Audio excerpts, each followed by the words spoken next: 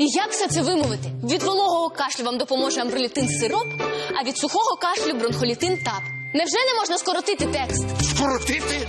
Від сухого кашлю бронхолітин тап, від вологого кашлю амбролітин сироп. Таке навіть дитина запам'ятає. Дитина? Нормальні тексти писати треба. Завтра дощитиме, а від сухого кашлю вам допоможе бронхолітин тап. Та від вологого амбролітин сироп.